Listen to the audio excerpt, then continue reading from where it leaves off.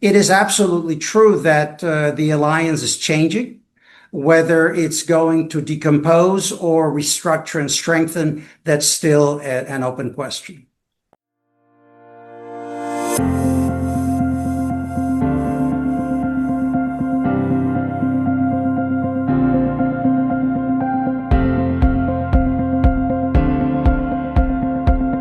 Hello everyone and welcome back to the Focus Podcast. I'm John Bruni. Tonight we are looking at one of the biggest geopolitical transformations underway in the world today, the apparent restructuring of Western power itself. For decades, the assumption underpinning global security were relatively stable. The United States anchored NATO, Europe underinvested in defense while relying on American strategic guarantees. Globalization tied the economies of the world together, and major war between the great powers was considered increasingly unlikely. But today, nearly all of those assumptions are basically wrong, and they're wrong simultaneously. Europe is rearming, Russia remains locked in a grinding war against Ukraine, the United States is now simultaneously balancing crises in Europe, the Middle East, and the Indo-Pacific. The Strait of Hormuz is closed, energy markets are under pressure. Defense industrial capacity has become a strategic issue yet again, and increasingly questions are being asked about whether the post-Cold War Western order itself is beginning to change fundamentally. To help us unpack all of this, I'm joined once again by Professor Andrew A. Michta, Professor of Strategic Studies at the Hamilton School, University of Florida, and a non-resident Senior Fellow with the Atlantic Council's Scowcroft Center for Strategy and Security. A leading expert on NATO, transatlantic security, Russia, and European defense, Professor Michta has previously served as Dean of the College of International and Security Studies at the George C. Marshall European Center for Security Studies and is widely regarded as one of America's foremost strategic thinkers on the future of the Western alliance system. Andrew, welcome back to the Focus. Good to be with you, John. Welcome to all of your listeners. Thank you. Andrew, Trump has announced the withdrawal of 5,000 troops from Germany. Is this a major shift away from NATO, or is Washington simply forcing Europe to take greater responsibility for its own defense? It depends where they go. If they're pulled back into the United States or redeployed to the Middle East, for example, for the Iran crisis, then that's a net loss for Europe. If they're moved to Poland into permanent stationing, that is not really changing the overall architecture, because even though they're not in Germany, Poland is in effect defending Germany as a NATO ally. It's a buffer state further to the east on the northeastern flank than it wouldn't. What's a little disturbing is we're hearing also that on the rotational basis, we may not be putting in about 4,000 troops into Poland, where they're currently present about 10,000 troops on a rotational basis. So we're kind of in the midst of an unfolding story. I hear different comments, reduction probably by some 20%. That's been in the cards for some time. If you look at the entire posture of the US in Europe, we increased by about that much when the Ukraine war started. So we're going to go down from about 100K, to 80. But if it becomes radical and most of the US troops are pulled, then it's a completely different story. So more to follow. We should be watching this very carefully. Andrew, has Trump actually revived European defense by frightening Europe into action? Or would Russia and China have eventually meant that Europe would be forced to rearm regardless of who happened to be in the White House? I don't think he frightened the Europeans into rearmament. I think he basically frightened the Europeans because for so long, multiple presidents have been saying, please spend more on defense, please spend more on defense. I remember whether it was George W. Bush or Obama, and the Europeans consistently ignored it, except for the countries on the eastern flank. And even there, before the Finns and the Swedes joined the alliance, the picture was not pretty. I am deeply concerned about what's happening right now in Europe. As I said to a German politician not so long ago, being fat and being strong is not one and the same thing. Europe is extremely wealthy.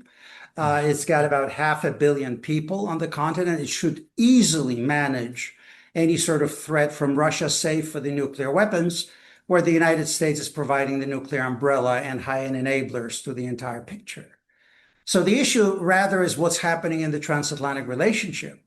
If you look at the latest national security strategy that the administration published, the hemisphere is top priority. Then you've got Asia, then you've got Europe and the Middle East as the number 4. Well, oddly enough, we're now in the number 4 theater, committing a lot of our resources. So I wouldn't go by these kinds of statements. It is absolutely true that the alliance is changing. Whether it's going to decompose or restructure and strengthen, that's still an open question. Oh, okay, Andrew, I've got to ask you this question because, during the Cold War, there was this systemic kind of system, transatlantic system, call it what you will, but there was an expectation that America would protect Europe, it would keep Germany under control, and it would, keep the Soviets at bay.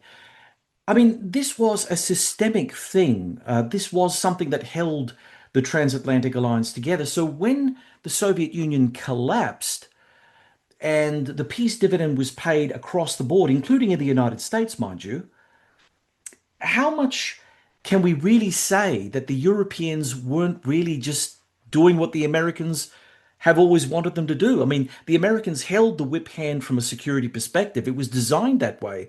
So it's a bit weird then calling the Europeans out for not lifting their game at a time when Europeans themselves weren't sure what the game ought to have been with the collapse of the Soviet Union. The Soviet Union was the thing, the key driver that allowed the Europeans to spend much more on their defense. So is this just a misinterpretation of how things actually played out? Or was there a deliberateness to Europe's fat, lazy reaction to the Americans always goading them to do more when clearly the threat of the Soviet Union hadn't existed and Russia was still trying to find its feet and Putin wasn't quite the evil bastard that he turned out to be, or at least not the initial phases. So yeah, how do you sort of square that away? That's a very good question, and I would lean towards the second half of your answer, the hypothetical. Look, both the United States, but especially Europe, we took a vacation from history. We've been drinking too much of our own Kool-Aid, saying, rules-based international order, ideology is dead, the end of history. Remember all those goofy articles, one written by Fukuyama, unipolar moment by some other scholars and whatnot. And all of this kind of rolled on for the first decade of the 1990s. And then America was injured right at home. And we veered towards what we call the global war on terror. I think the only truthful things in the global war on terror was the and on. I've always wondered how you fight terror. It's like Hitler invades Germany and we declare war in blitzkrieg. I mean, the terror is a tactic to achieve these goals. And so we spent 20 years in really secondary theaters. I don't know if you're aware of this. The Watson Institute at Brown University did an assessment of the cost of GWAT and put it at $8 trillion. $8 trillion, John. Wow. For that, we could rebuild every single freeway in America, every single power grid, by you and me, 5 cars, and we have some change to go to dinner. So the nation was exhausted by this. And at the same time, it took the eyes off the ball, and the Europeans were absolutely happy and delighted to cash in on the peace dividend, and defense budgets became basically piggy banks for social spending. Germany is a big culprit here because Germany used to be the key state in Europe, and they basically decomposed their Bundeswehr to a point that my assessment is it will take them about a decade to rebuild right now. The same goes for their defense industry. And then, especially under Merkel, but already before her, Schröder is kind of a bad example. Berlin thought that it could manage the relationship with the Russians through political and economic means. And of course, all of this blew up in their faces once and for all in 2022. But before that, if you think about the kind of appeasement that dominated the Europeans vis-a-vis Russia, the Russians invade Georgia in 2008. They get a slap on the wrist, a lot of pious talk about rules and borders and sanctity of values, and Nord Stream 1 is completed, right? The pipeline that connects Russian gas to Germany, bypassing the eastern flank, by the way, which made it a quintessentially geopolitical project. Then, Crimea is taken in 2014, another slap on the wrist.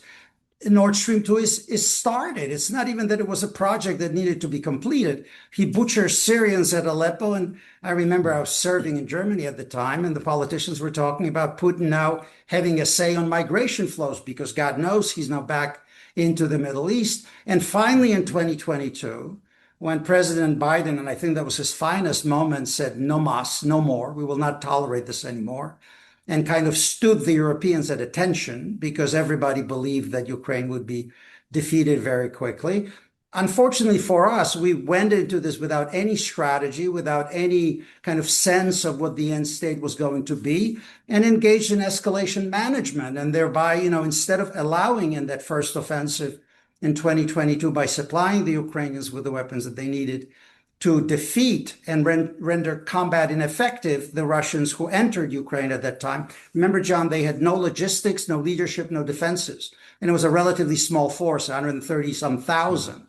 So we self-deterred because Putin was threatening nuclear weapons. And that army was then attrited and the Russians built defenses. And we're in this horror now that has consumed over 1 million lives. And yet, I'm going to be really hard on the Europeans here. For those 4 years of the war, there was a lot of talk, but very little action. It took the being scared, when Trump scared the bejesus out of them, they finally realized this is no longer just games. And, wishing to go back to the good old ways is not going to help. The Americans mean it this time, and here we are. Okay, and I can take all of that on board, say for one thing. I mean, Trump came to power based on an American first strategy. Now, he hasn't been a purist in this American first strategy, as we can see with, well, just pick up a newspaper, hey? But That's right. yeah, That's right. yeah. Look, I mean, he hasn't been a purist on this, but there are MAGA ideologues, I don't know, J.D. Vance being one of them, who is very ideologically wedded to the America first, America alone kind of movement. So how much of the transatlantic alliance now is predicated on American leadership? Whether Trump continues and whether or not you want to call him a very stable genius or a lunatic or whatever he is, madman theory of international relations, whatever. It's all branding and nothing really matters. In the end, it's all about policy. So if Trump gives us one set of policy dials to work with, and then, I don't know, he eats the wrong burger, he falls off a cliff, something happens to him and he's no longer president, and J.D. Vance comes in, America changes again, probably, and in a more permanently difficult position for the Europeans to digest, I would argue. Yeah, I always tell my students then 1 or 2 presidencies can be an aberration, 3 and 4 are a trend. And so we're really at this kind of inflection point. What's also interesting, the second Trump presidency is very different from the first Trump presidency in the sense that while in 2016 he was more of an accidental president, I'm not sure he really believed during the campaign that he was going to win. And in part, he won because the Democrats put the worst possible candidate against him. Miss Clinton insulted half of the electorate towards the end, calling it a basket of deplorables. For any politicians, this is really suicidal and a death wish. So, but he was surrounded then. When he came to Washington, he didn't understand Washington. He didn't have the kind of loyal cohort behind him to put in these places. So, Jim Mattis is the Secretary of Defense, Tillerson, General Kelly, all these people, and most of all, what we called here the deep state, basically an interagency process. After 4 years of being, again, campaigning, believing that the election was stolen from him, which I think even raising this issue is extremely corrosive for any democracy. We should never be doing this unless there's clear evidence of fraud. He now entered the government and essentially trusting no one except the closest family and the closest partners that he's had over the years. So we have a presidency that, John, we don't even have a national security advisor today. I mean, theoretically, Marco Rubio wears one of those hats, but Marco Rubio, even though he is in the inner circle with one foot, he's kind of in the outer circle with the other, because Rubio historically has been a Reagan Republican internationalist, tough on communism. He's Cuban American.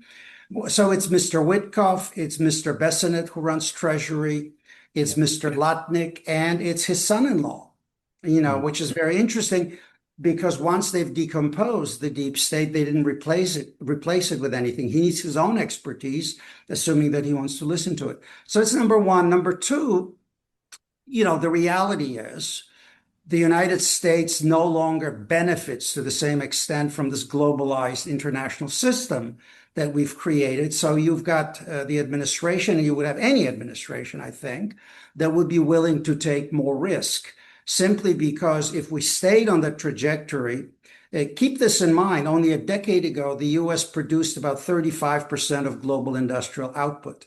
Today, we're at 17%. China was at about 15% a decade ago. Today, they're at 37, I believe, of global output. So it all reversed, if you will, in just a decade. And you cannot be a great power and especially go to war if you don't have the capacity to produce your own medicines, your own steel, your own machines, et cetera, et cetera, et cetera. So we are in a situation where we're kind of scrambling to rebuild this. And at the same time, unfortunately, there's a lot of confusion and bitter political infighting in the States. And I may surprise your audience a bit, but to me, what has happened is our elites failed over the last 3 decades. There's no other way to put it. The notion that, as we used to say, to whom much is given, much is expected of, the kind of responsibility for the republic, which used to define, generations after generations of American presidents. If you think about the greatest generation, JFK served in the war. He was injured. People like even our actors, Jimmy Stewart, flew bombers. George Audie Murphy. Yeah, was shot down. And and foundations that were created by business people were to benefit the American people. The Henry Ford Foundation, the Carnegie Foundation was education, social issues, et cetera, et cetera. Bill Gates is running Global Issues Foundation. He's fighting global warming. And what has happened over the last 40 years is we shipped off about 35% of our manufacturing to a 1.4 billion communist state, right? Telling ourselves BS stories that Jefferson's over there will rise. It was just greed masquerading as an ideology. And in the process, John, we wrecked the heartland. In the US, unlike in Europe, if you lose your job, if the factory closes, you lose everything. Everything closes. Your health insurance is tied to your factory, your life insurance, your benefits, the restaurants that live off of that community, the bars, everything just dies. And unfortunately, for the last 30, 40 years, just leveraging more, labor arbitrage was the dominant thought of the elites. And I mean, I heard when I came back to Washington from Germany at one of the dinners, a term flyover country used by one of the member of our elites. And I lost it. I said, you want to govern, at least respect your people. You don't have to, love them. So Trump, to an extent, is this fury of the shrinking middle class, showing a finger to the elites, saying, whose country is this anyway? The irony, however, is that they made their tribune out of a corporate wealthy guy who is not one of them, if you will, who is also pretty narcissistic in his outlook. And if you see what's happening in our politics, he's going back on a lot of things that he promised, especially no more wars, no more foreign adventures. We're in a situation where MAGA, the movement, is fracturing. Tucker Carlson is now his most vociferous critic. Megyn Kelly, very critical of him. Marjorie Taylor Greene, a congresswoman of Georgia, who was his general, if you will, when he refused to release the Epstein files, she basically said, no, I will not let people who raped girls get away with that. So he pretty much excommunicated her. She left Congress, and she's now leading a charge against it. So we have a lot of turbulence in our domestic politics. Donald Trump is also much older than he was in 2016, and you see signs of it. We're also looking at, yes. I mean, he's kind of sometimes talking in circles. He's given a speech and then he says granite is more interesting than marble, and here's why. And there's a sense that he lives in a bubble surrounded by people who are extremely deferential to him. What does it mean for international affairs? Well, I keep telling my European friends that you don't have a relationship with this or that US president, this or that political party. You have a vital national security relationship with the United States of America. So work the problem, people. Don't let emotions get the best of you. And I remember talking to a colleague of mine at the Atlantic Council who is a former ambassador, and he said, look, I'm a diplomat. They give me a lemon, I make lemonade. So that's what's missing. These emotions are so high. People are confused. They're hurling invective in this or that direction. Alliances are force multipliers for the United States. It is absolutely not in the interest of the United States to dismantle NATO. On the contrary, John, the fact that we can even operate in the Middle East is because we have bases in Europe from which we can operate. On the Yes. other hand, when I look at the Spaniards, you mean you're going to tell me, as a member of the NATO alliance, you will refuse the United States to fly through your airspace? Are you kidding me? I understand as a democratic polity, you say, I'm not going to take part in that war. Fine. But I am sorry, but there's some status of forces agreements that you've signed, and whatever the political winds, you should be bound by that. So we're in the middle of a storm, John, and I'm just hoping and praying that we'll come out okay at the other end. I will say one thing about the emotional aspect. Once emotions are unleashed in politics, they're very difficult to tamp back down into the bottle. I would almost say impossible to do that. I mean, we're starting to see very similar things happen here in Australia. Australia is almost like a smaller version of the United States. We're now going through our own Trump movement with a Yes. political party called One Nation, and so right-wing populism based on a MAGA kind of philosophy is very real here. If you would have said to me 10 years ago, "Oh, John, this little party, One Nation, it's all full of extremists. They're going to be in a top position. They may even take over from the traditional Conservative Party, the Liberal coalition with the National Party." I would have laughed in your face. I mean, I would never have believed it. But now we're standing on the cusp where the Liberal National Party coalition is going to break apart.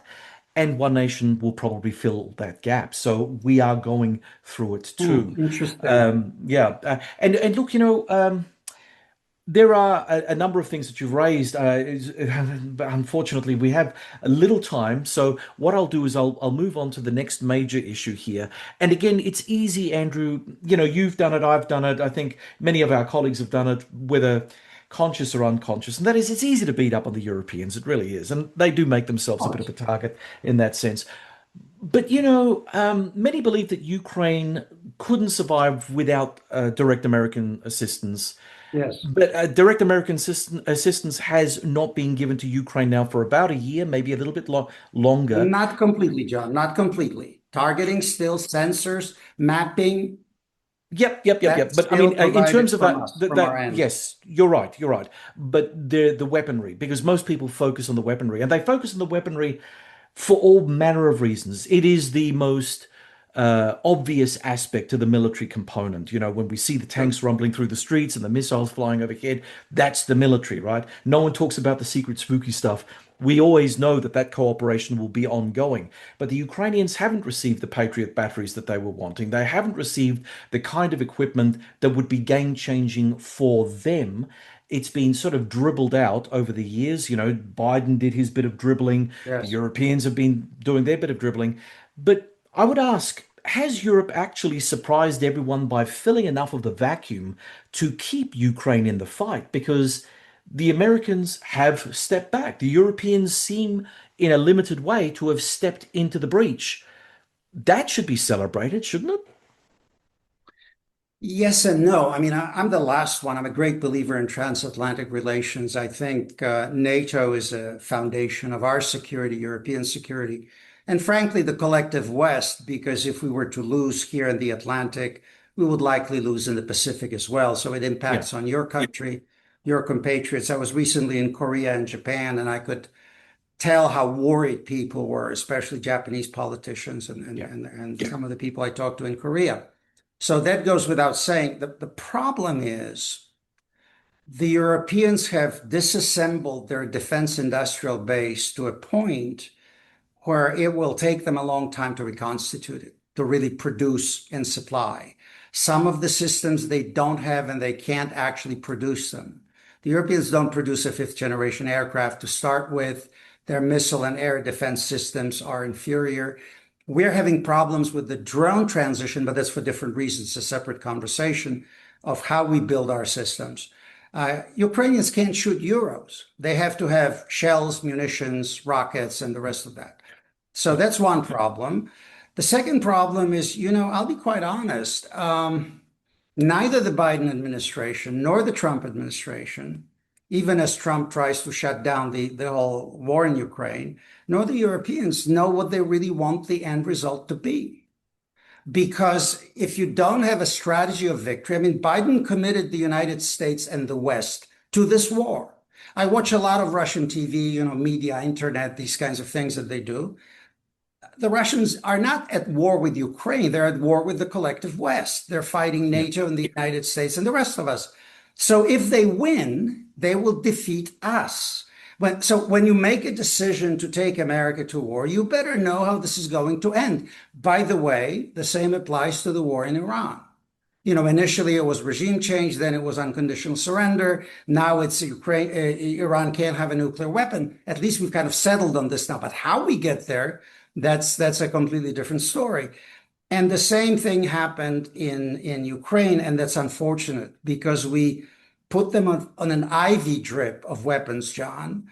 Every single red line was debated. Should they get the HIMARS? Should they get the Patriots? Should they get the tanks? And time is a factor in war. The army, I spent 7 years working in Germany, a lot of time with the Ukrainians. General Dayton was an advisor to the Minister of Defense. I worked with General Dayton at the Marshall Center. So I was frequently in Ukraine. And that army that they created from 2015 to 2022, those were diamonds. Those were the best, most highly motivated, and genuinely committed soldiers. And we have allowed for them to be attrited. I mean, every nation is a breaking point. If you look at it, when Ukraine became independent, it was 51 million people. When the Russians invaded for the second time in 2022, it was under 40 million people. Today, it's about 25, 27 million people. Every nation has a breaking point. They're running out of personnel. They've been incredibly innovative with drone technology, dual-use technology, civilian stuff, et cetera, et cetera. But, with all due respect, it is a life and death struggle. And the West has not acquitted itself, to be quite frank. Because if from one side of our mouths we're talking about borders are not to be violated, human rights, self-determination, sovereignty, and then we behave this way, what message are we sending to the dictators, right? So I fear that if the Europeans don't become serious about rearmament, they may end up in a situation where 500 million people, extremely wealthy on the continent, will not be able to deter, not to mention contain, a country of only 140 million people. Russia is a pale shadow of the Soviet Union. And yet Europeans seem unable without the United States, and I frankly believe they won't be able to do that, to counterbalance Russia. Without American logistics, they couldn't even supply Ukraine. I mean, it's that simple.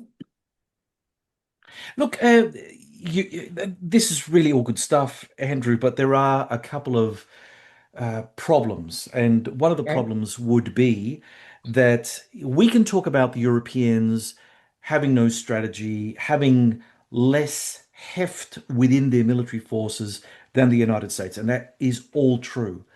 But it is also true to say that the United States has dropped the ball in terms of their military industrial capacities. There was a time 100%. there was a time 100%. when the Americans could field whatever they liked, they could crank it out like Absolutely. sausages. Now, on the other hand, we're starting to see, I mean, Iran is a typical example where, very expensive weapons are being defeated by far cheaper systems from that the Iranians have. I'm not one to say that these aren't exquisite systems. They certainly are. But they also take an exquisitely long time to build, create, test, And and then cost an field. exquisite amount of money. Exactly right, exactly right. And that has follow-on effects in terms of warfighting because the Sure. burn rate of a lot of this stuff is extraordinarily fast. I mean, when missiles start flying over in their tens, and you're shooting up these multi-million dollar anti-ballistic missile batteries, and they're all, $4 million a pop, and you're shooting down, I don't know, $100,000 drone or maybe even a $10,000 drone. That doesn't seem like a good return on investment. It may take out a lot of the incoming stuff, but then you run out of your own technical edge. And where is Lockheed Martin in the fight? Where is Boeing? Where are these big defense companies in their capacity to dig deep and replace losses? Well, John, you put your finger on it, and let me unpack this a little bit for your audience. Yeah. So, during the Cold War, we produced weapons at speed and scale. We stockpiled, we had redundancies. We have just about eaten through all the stocks from the Cold War era. That's number one. We also moved in the direction of ultimate precision and producing weapons that fly to the moon, make ice cream, take your picture in the process, all of that. To joke about it a little bit, but in precious few numbers and over very long production cycles. The Sentinel program, which is supposed to replace the Minuteman, is already over budget and is late. Okay. We produce weapons with virtually no competition. We have sole source contracts. The last time I remember a major contract that had genuine competition, that was the fourth generation fighter plane when McDonnell Douglas was running against Lockheed Martin. And when McDonnell Douglas lost and we chose the Lockmar product, the CEO said, we can't do this again. It just costs too much money. And if the government doesn't buy it from us, then we can't sell it to anyone. By the way, McDonnell Douglas, I think, is no longer with us That's for right. all practical purposes. But what I'm driving at is we buy weapons that cost an arm and a leg. We're pissing away ordnance, pardon my French, shooting $2 million missiles at $5,000 drones. That's not me saying, that's a British air marshal who said this to me at a conference at Ramstein.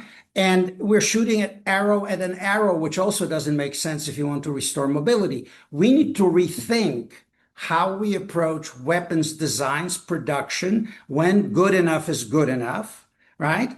And the most important thing is, look, if you don't have industrial capacity, if you can't be quasi-autarkic in case of all your supply chains being destroyed, how can you go to war?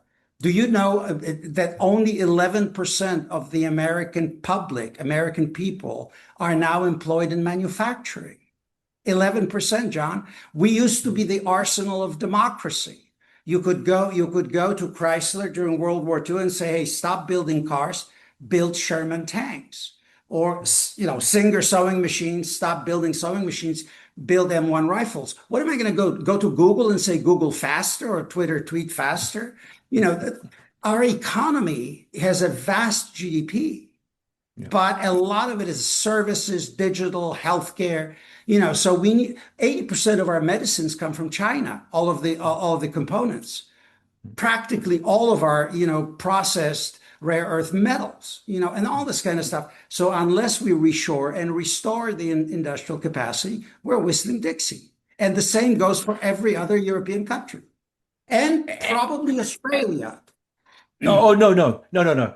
Definitely Australia, not probably. We have no industry here. America There at you go. least had industry, but we got rid of what little we had. We got rid of. We farmed it out, just like you guys did, and we are now just a big ag producer and a minerals producer. That's all we do. We're a farm and a mine. End of All story. right, So, John. John. So let me give you one example. Sorry to be cutting in, but yeah, I was recently. I'm now in Europe. I was recently speaking at the kind of Defense 24 Days, which is a big security and weapons conference here, and I'm sitting there listening to all this highfalutin talk about how we're going to do this, you're going to do that. I said, ladies and gentlemen, you are paying 4 times for industrial energy than we in the United States. yep, You're killing your industry. Your industry is leaving. And in the name of what? I mean, all of the European continent is maybe 7 or 8% of global CO2 emissions. So you're going to make yourself into a museum the wealthy Chinese and Americans will come to visit, and I hope wealthy Australians as well. It's this ideological hubris, that prevents. And I keep asking myself, everybody's criticizing Trump, and God knows I have a lot to criticize as well myself. But show me the leaders in Europe, John. These are managers. Fat times produce managers, they don't produce leaders. No, I agree with you. And I remember writing an article, I think I posted it on LinkedIn at some point, quite some time ago now. But it was all to do with understanding. I totally, well, I would say that I'm a bit of a critic of the Trump administration. But I will say I understand how they got to power, just like I understand how the populist right is coming to power here, because you're absolutely right, Andrew. We've been run by technocratic managerial elite for so long. They have no love for their countries. They're just managers. They're there for the job. They clock in, they clock out, and there's no love in the system. So we feel Sure. that we, the paying public, feel that. And we ask, well, okay, so you're managing a system that's not, I don't feel like I'm a stakeholder in it. And so what's it all about? Of course, after a while, I'll get really sick of the system and I'm going to protest by throwing my weight behind, MAGA if I was in the United States or One Nation if I'm here. It's a natural reaction. And that's where what we were talking about earlier about emotion and politics. Once that genie's left the bottle, it's left the bottle. There's no going back Sure. from Yeah, I that. agree. So I so agree, mate. This is yeah, absolutely true. And yeah, I have to tell you, I wrote a piece about 4 years ago, maybe 5 years ago, for the Wall Street Journal mm, when our cities were burning in the wake of, George Floyd killing yeah, and the kind of explosion of anger and Black Lives Matter and whatnot. And I said, we're fragmenting, we're balkanizing into tribes as a nation. And unless we bring back the principle of citizenship as something that I not only, generate rights from, but I also owe something to a fellow citizen, we're in deep shit. Pardon my yeah. French, we're in No, trouble. And I have to tell you that in systems that are truly Republican, small r, in my view, elites govern on behalf of the citizens. And as corruption begins to seep in and the elites begin to disconnect, they increasingly govern over the citizens. They exercise the electoral cycles, but there is very little connectivity at the federal level. I say this because recently I spoke to legislators in Florida. I went to Tampa to give a little talk. And man, was this refreshing. People at mm, the local level, very Tocquevillian kind of community looking at each other, knowing who is their representative. They invited people from Pennsylvania, from Massachusetts, also from state legislatures. This is where I think the rebuilding glue will come from. And I think in Australia, it would also happen there. People who deeply believe in American democracy, but who are fed up with what's happening at the center. You know, uh, sorry, I have to butt in here no, because go this ahead. is something that I'm so.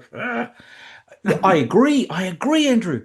But there's no critical mass yet. I mean, I'm not saying that there won't be, but if the rebellions that we're currently facing here, and Europe is going to go through it with their own right-wing populist moment as well, there is, people like us, we feel like we're outside, well, probably are outside of the political system, but we actually don't feel like we're invested in it because I believe, like small r Republican if I was in the United States, or sort of more traditional Australian conservative kind of politics, which has Sure. left the building right now, there is no one that stands for that. There's no one that can weld the sense of national identity and make it have meaning for young people coming up through the ranks, for new migrants to integrate more fully within their national society.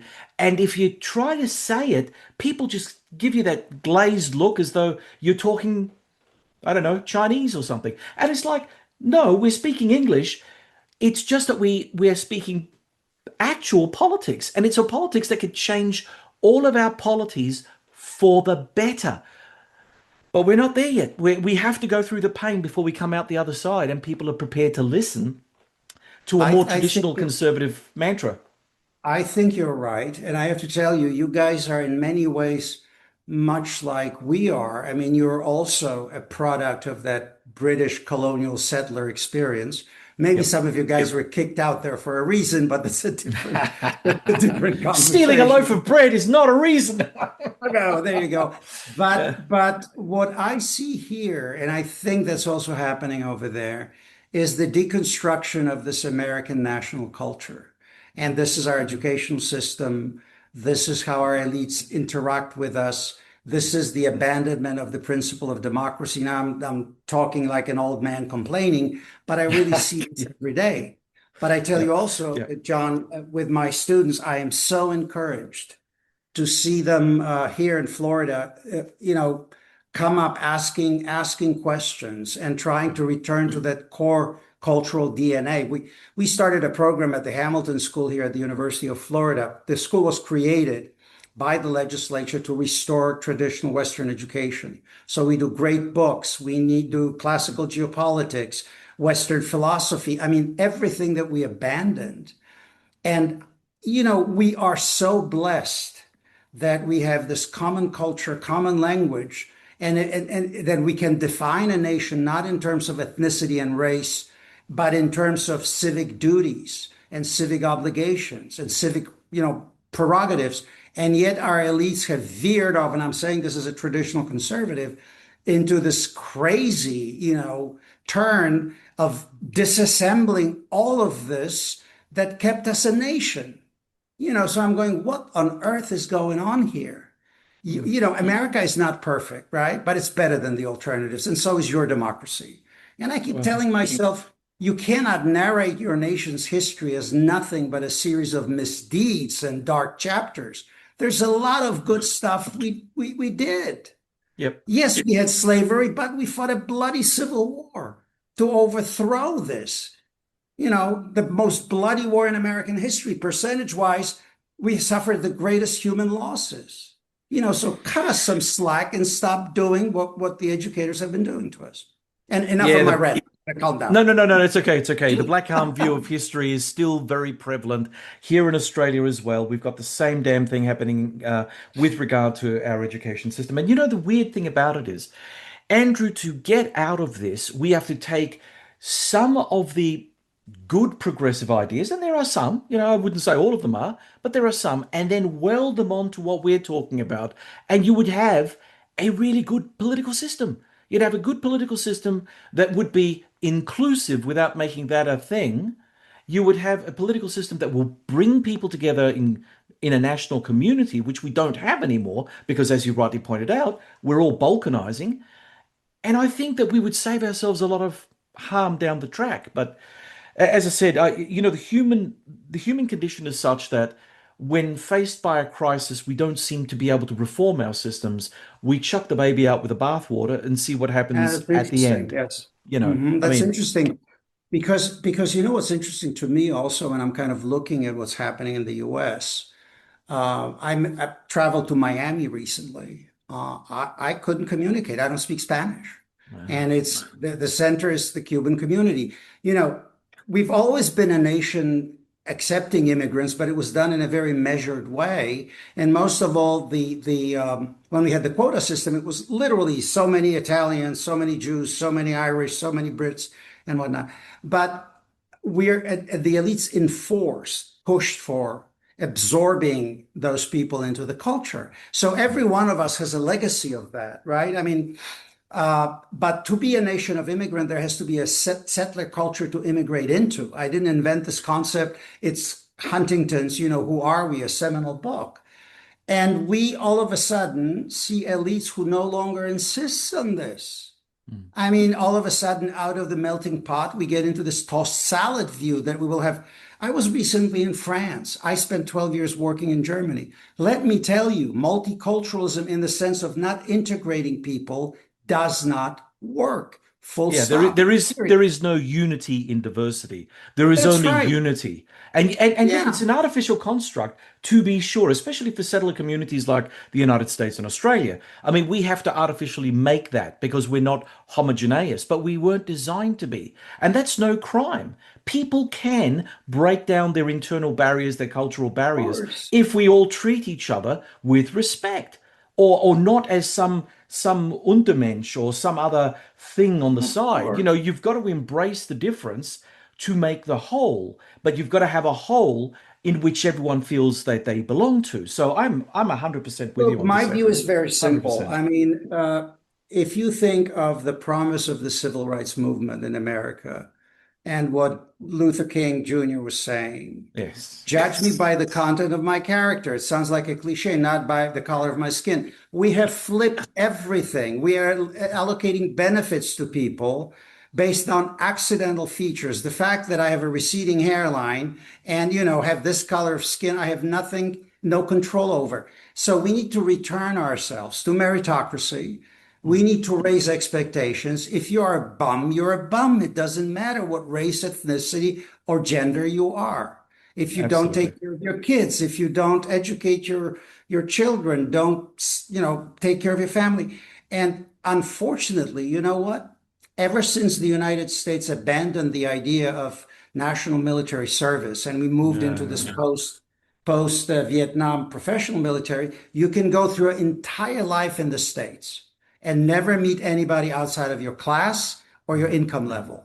You never learn there's a nation out there. And if you live in one of the coastal corridors, whether you're digital aristocracy or financial aristocracy, you have no connection to the heartland. Yep. Yep. Totally, Andrew. But we must continue. We must press on with Continue. matters international now. Okay. I Very mean, good. God, I could talk to you for hours on this alone. But let's Let's do a return. conversation on this in the future, John, Oh, because we look, have so little absolutely. time. Yeah, yeah, Yes, yeah. yes, yes, indeed. Okay, let's do a quick round robin. We've got about 10 minutes left.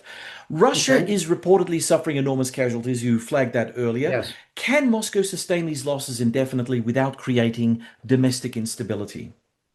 If he has to go to cities, major cities like Moscow or Petersburg, I'm talking about Putin, Yeah. and start recruiting there or conscripting there to make it even worse, then he's going to be up against the babushkas, the Russian women, and because he's going to be dipping then into what would pass for a Russian middle class, if you will. If Mm. he's recruiting in the Buryatia and faraway lands and brings in prisoners and brings in North Koreans and so forth, then this doesn't impact that kind of core of the Russian national elite.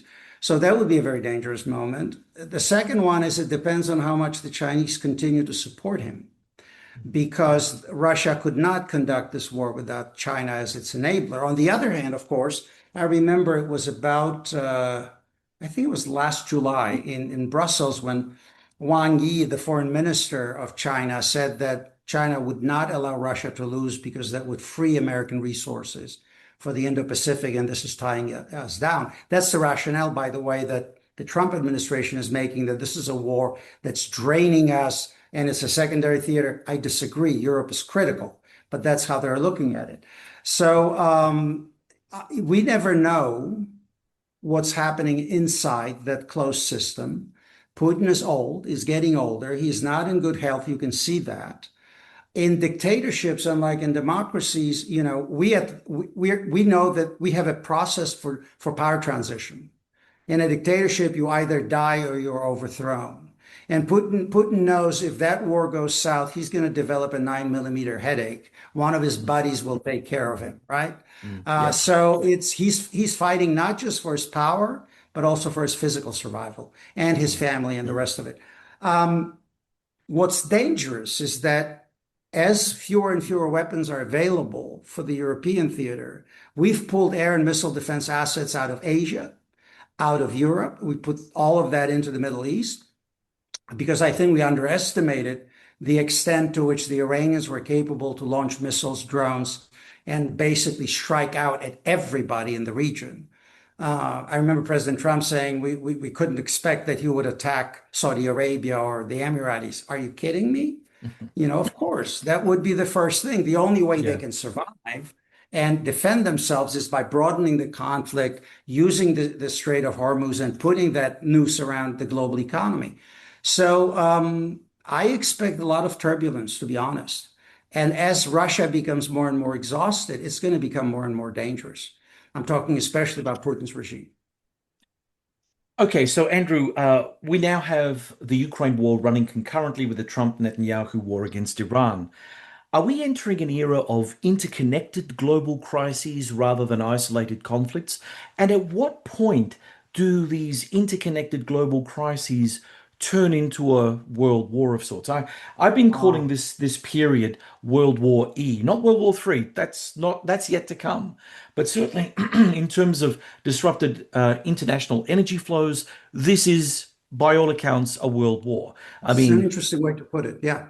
Russian oil and gas is now pretty much off the market internationally, well, at least as far as the industrial West is concerned.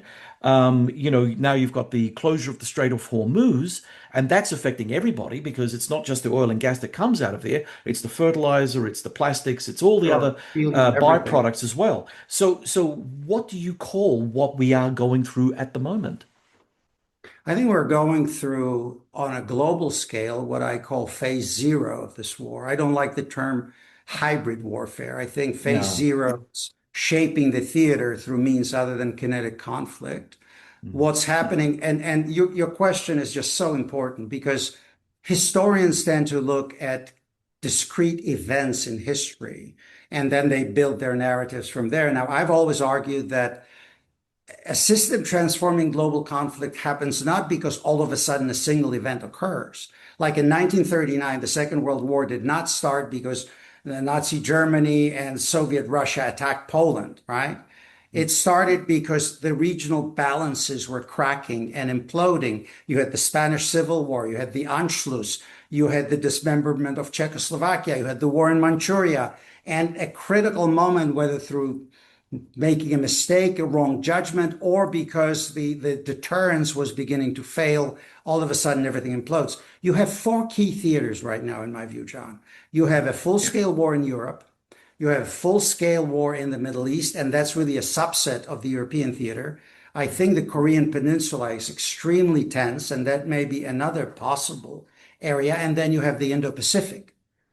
All of that stretches American resources, pulls us in different direction, and we have against us Russia, China, North Korea, and Iran. With all the criticism of Trump's war and sequencing and everything else of all of that that's happening in Iran, he is actually eliminating or at least mowing the grass in one of the theaters, quote unquote, because Iran, even if the regime survives, will take 3, 4 years to reconstitute because of the devastations, destruction of the military, and the rest of it. But I am sincerely concerned that we're tracking for tremendous instability, systemic instability. We're used to thinking in polarities terms. I don't think that's the case here, and I think that the biggest problem set will be China and the United States, and to some extent, the war in Ukraine is a proxy war, right, between the United States on the one hand and China on the other, because the Chinese are the lifeline for the Russians.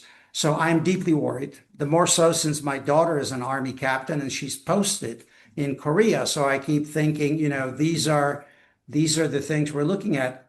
Um, I think we are behind the curve on getting ready for it. It's not too late, but we better get our stuff together, start rebuilding our industry, our defense industrial base, think about building reserves because most of the militaries of the West are these little professional forces. I'll give you an example. The British Army on paper is 70,000. In reality, it's probably 40,000 plus 4,000 Gurkhas. Are you kidding me? The Dutch have Just like just the leased. Australians. Just like the Oh, Australians, really? Andrew. Don't think, well, we've Maybe got you we've got are. an army on paper, but there are a lot of hollow Yeah, units out there. And there you go. we've just had the national budget, and the government has promised billions and billions and billions of dollars on weapons, which is great. I'm not saying that that's a bad thing, but the critical aspect of Australian defence is always missing, and that is recruitment and retention. We still Absolutely. need human beings to drive the technology, and we just constantly drop the ball. And we always think, we can fix that 10 years from now. Give it No, another 10 years. no. War doesn't work like that. But in Australia's mindset, war works like that. Andrew, I know you're pressed. I've got two final questions that I want to ask you if I can get them in the next 4 minutes. Okay. Does America still possess the industrial and logistical depth it had during the Cold War?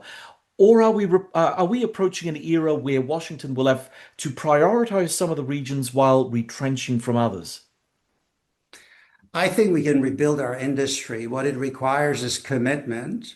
We would have to do a lot through tax policy, direct government action.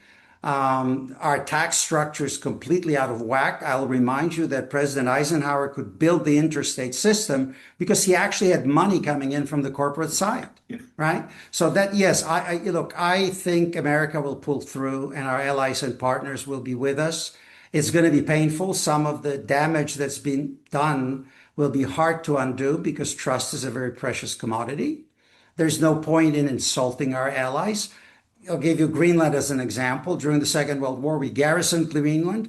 It's important to hemispheric defense. So all you have to do is sit down with the Prime Minister of Denmark and have a quiet conversation in a room behind the closed doors. There's no need to insult allies. Doesn't help anyone. Yeah, exactly. Andrew, if historians look back at this period 10 years from now, will they conclude that the wars in Ukraine and Iran renewed Western power and NATO cohesion, or exposed that the post-Cold War order and the era of uncontested American primacy were already beginning to fracture? Probably a bit of both, to be honest. And I know this is a wishy-washy answer, but the biggest unknown is we don't know how Western societies adapt once they're told the truth. Again, I wrote a piece several years ago, also for the Wall Street Journal, where I argued the biggest problem we have when it comes to Russia and China is a crisis of disbelief. The elites keep insisting that, why is this happening? Things used to be so good. Why can't we go back to it? My money is on democracies, John. If the leaders, if we get real leadership that tells us the truth, free citizens will rally, and you can't win against free people who are mobilized, ready to sacrifice for a common purpose. So let me add this cheerful note after I beat up on the Europeans and everybody else to the conclusion of our conversation. My money is on us. We're going to be okay. It's going to be painful, but we'll make it. All right. Now, Andrew, we will do that special broadcast in terms of looking at politics, because that is something that I think I need to get a lot of stuff off my chest on that. But Andrew, Michta, thank you very much for joining us once again on The Focus. It's been an absolute pleasure. Thank you, John. Always a pleasure. And all the best to the Aussies out there and the Kiwis. Yes. Don't forget the Kiwis. Don't forget the Kiwis. See you, John. See you later. What strikes me most about this moment is that we may be witnessing the end of a historical transition period that began with the collapse of the Soviet Union in 1991. For more than 3 decades, much of the West operated under the assumption that globalization, technological superiority, and American power would indefinitely underpin international stability. But the wars in Ukraine and Iran are exposing something far more uncomfortable: that industrial capacity, energy security, supply chains, manpower, and strategic endurance still matter profoundly in world politics. We are entering a harsher age, one where great power competition is no longer theoretical, where economic interdependence has become weaponized, and where allies are beginning to quietly, and maybe sometimes not so quietly, question whether the existing international order can hold together under sustained pressure. Whether this period ultimately renews Western power or reveals its limits may well define the next generation of global politics. Now on to questions for our audience. Has Europe finally learned that it can no longer rely indefinitely on American military protection? Is the West prepared for a prolonged era of industrial-scale geopolitical competition? Are we witnessing the renewal of Western power or the beginning of a post-American world order? Let us know in the comments section below. My thanks to the producers of The Focus, Neil Smart and Lynn Sear, and to our audience. Thank you for listening, and if you enjoyed today's discussion, please like, subscribe, and share this episode across your networks. I'm John Bruni, and this has been The Focus Podcast.